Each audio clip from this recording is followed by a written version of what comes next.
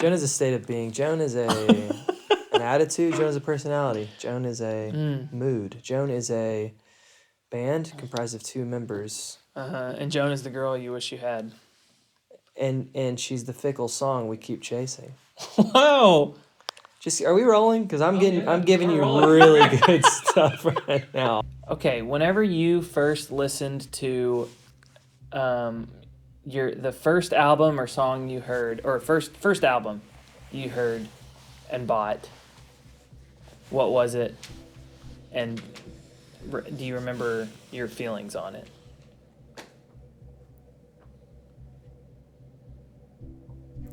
Yeah, I think the first album I bought with my own money was NSYNC's No Strings Attached. I think mine was too. Yeah.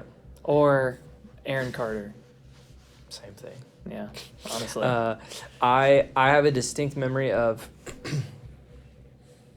playing baseball. I played baseball. Sick. And we were like warming up before the game, just playing catch and probably running 1,000 laps. And I had my Walkman on the baseball field? On the baseball field. Sick. I had it in my back pocket because you had like stretchy pants. And I remember listening to that record or that album and being like, oh my gosh, it transcended me somehow. Where I was no longer a casual listener like of my parents' radio. I was like involved. And I was like, how did they do that thing? And it was like a slew of things. And I just remember like it was a weird moment because I remember being completely engulfed in the album, playing catch with a bunch of guys who didn't care a rip about music, and they were there totally focused on the game, and I couldn't have been further from that game mindset. And I think I remember that, and I chalk it up actually as a day where I like really started processing like, is music my new thing? And it was right around that time that 7th grade started, band started, and I started shifting, and I put down the baseball glove and picked up the drumsticks. I put down the baseball glove and I picked up the drumsticks. Put down the leather, you picked up the wood, baby. That's right, man. That was poetic. But yeah, seriously, I think that was the album, and I think that was like a really pivotal moment. So. That's sick. Yeah, mine was, I don't know what the first one I bought was, but the first one I remember having was either NSYNC or Aaron Carter, and it was very much like an event getting it, and that was the cool part to me, where it was like you just put a lot of effort into getting one CD. It was CDs at the time, and it came with a poster. So, like, I remember, like, even until, like, 6th grade, I had an NSYNC poster, like, literally right next to my bed, and I would just be, like, chilling with JT and... praying to them. And just, just, like, falling asleep and being like, I wonder what they're about to dream about, you know? Wonder what they're up to these days. Dear JC Chavez, what was his name? What's his name? He was so good, the second guy. JT got all the credit, but he was so good. I remember there was dear guy with beard, whatever your name is. Dear Third Harmony. Joey, probably. Joey. Hey! Joey. Yeah, it doesn't matter. There was one of those CDs that came, like, what'd they call it? Like interactive CD or something? And if you put it in your computer, it would, like a DVD menu, pop up and have bonus content. Like Choose Your Own Destiny type thing? Well, no, that would have been better.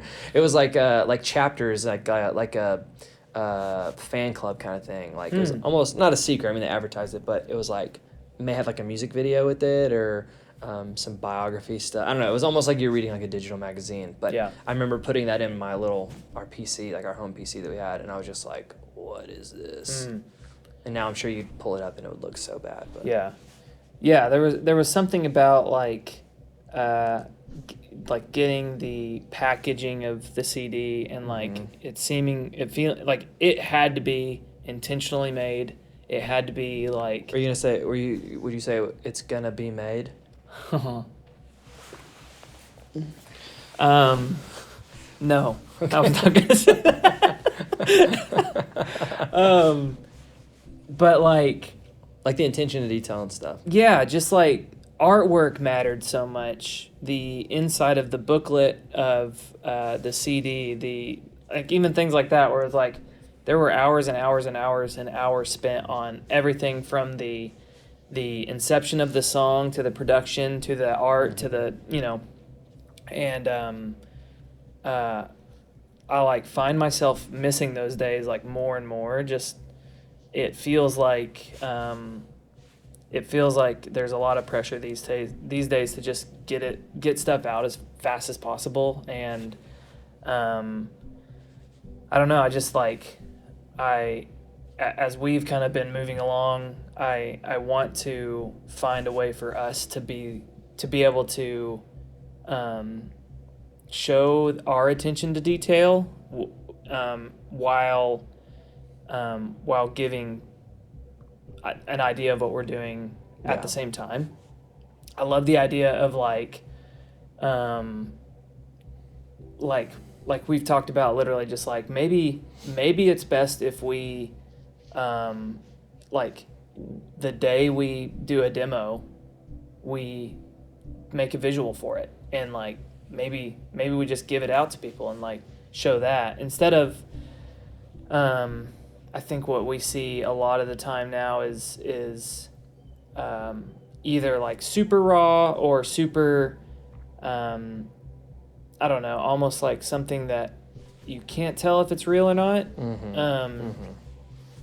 Which has its place, but it's that I don't think is our thing, and it never has been, because we've always been so I don't know, just so into what we're doing, and we want it to be perfect whenever we release it. So it's not something we're just gonna sit down and be like, listen to what we wrote today normally. Yeah. So that's stretching for us. I think I like the idea of letting people in a lot earlier. But I want people to like watch us make the booklet or make the CD like of what we got. So like, I don't know, maybe we just like start releasing literal like long form things of us making the songs as we're making them, and like we've never let people in early. Yeah. Really at all. No.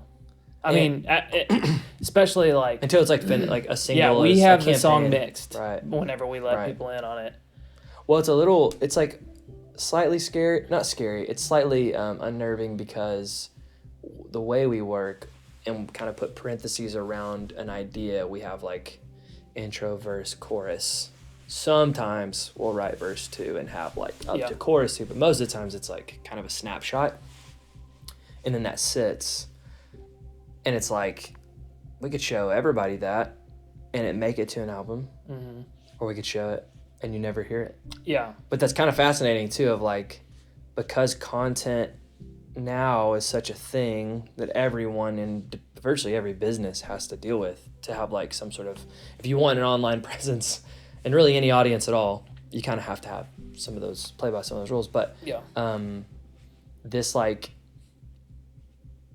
because of that kind of forced new tech and forced new business model, it's interesting to think about both a song as art and having to think about a song as a content piece. And like, we would fight that latter feeling as much as we can. However, what's kind of cool about it is it means that you don't really have to play by any rules. Like, we could release a song, a video of a song, whatever, and that end up being the only way that song exists. Yeah.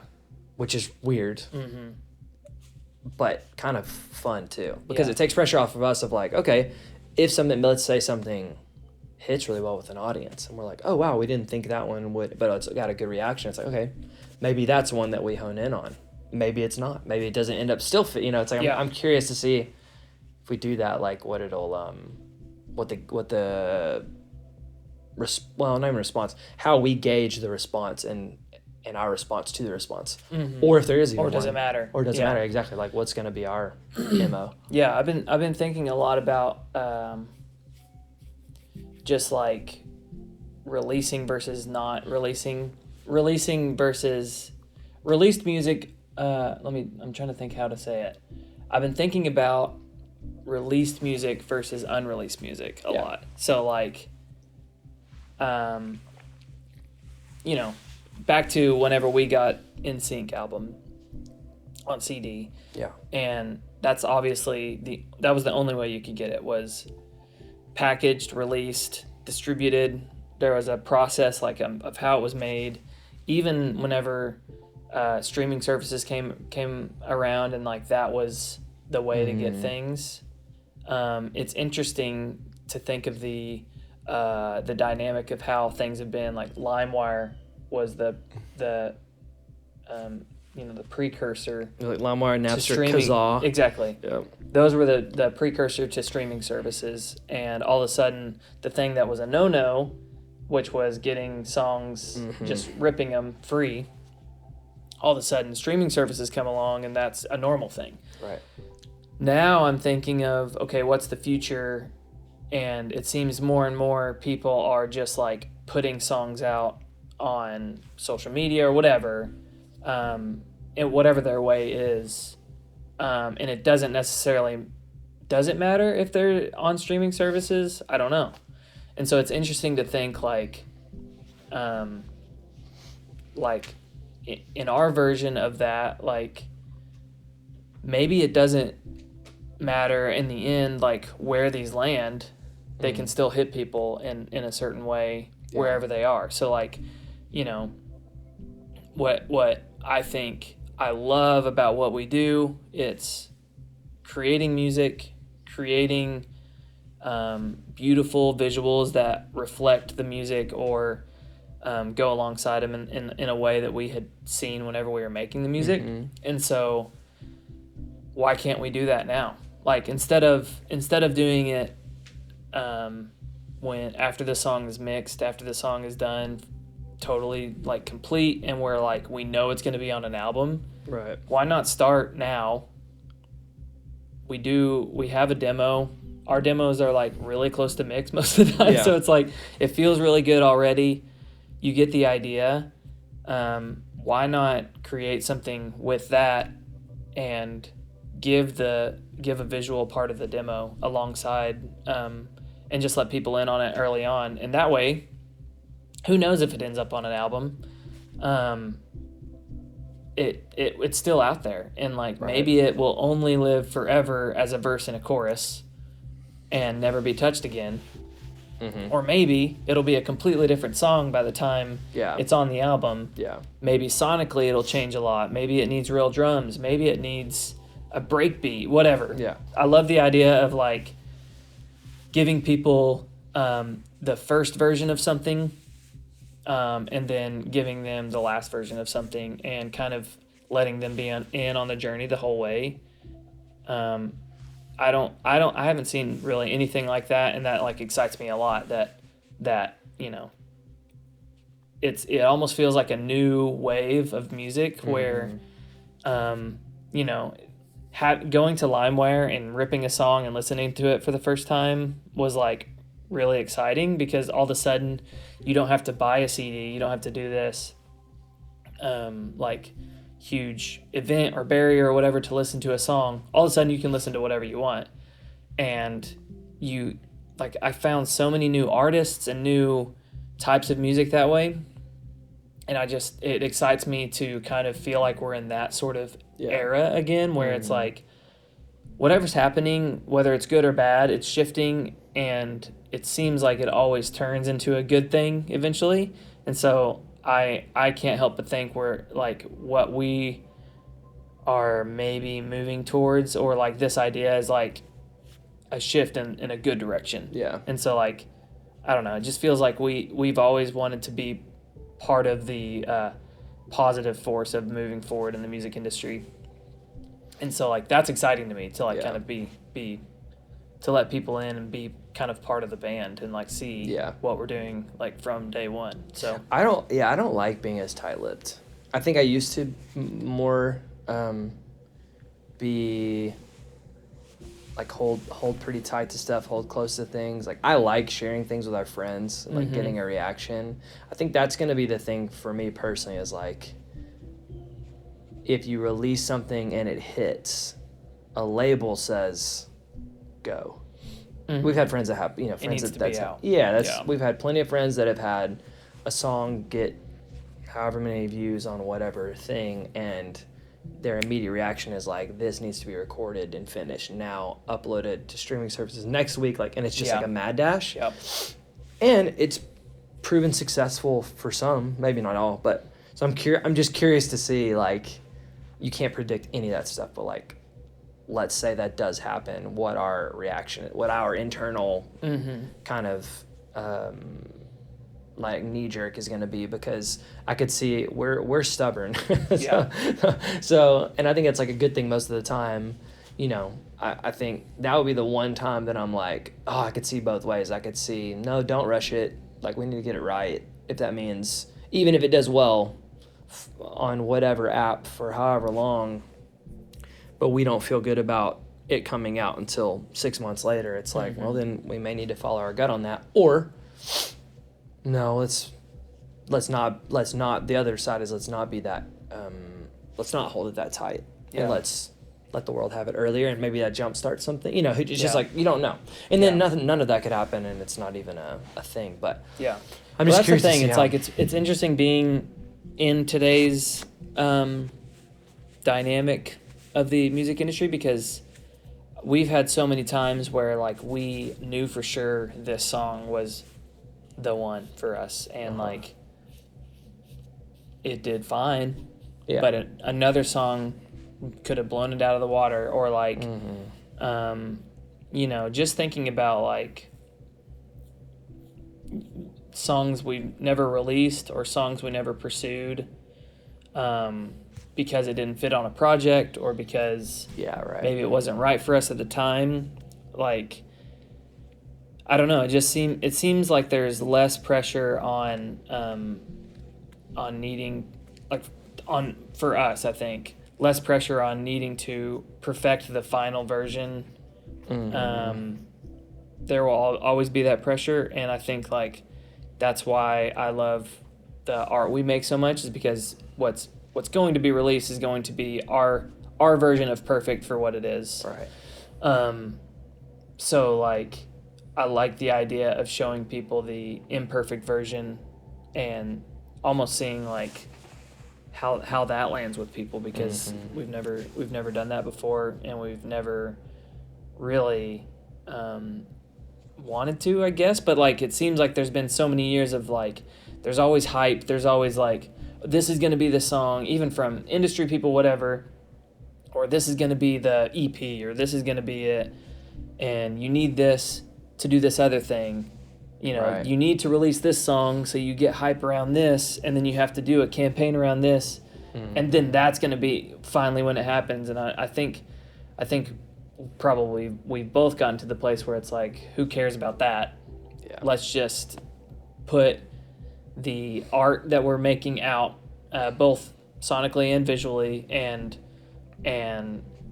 see if it hits people where it hits people, and if it doesn't, that's fine. Yeah. There's like no need to care about numbers anymore, or no need to care about I don't know, just I love the idea of bringing in the people that like actually care about what we're doing, and hopefully that number grows. But if it doesn't, then we're just going to keep doing what we do, and it feels better than it ever has. We're making better music than we've ever made, and so why would we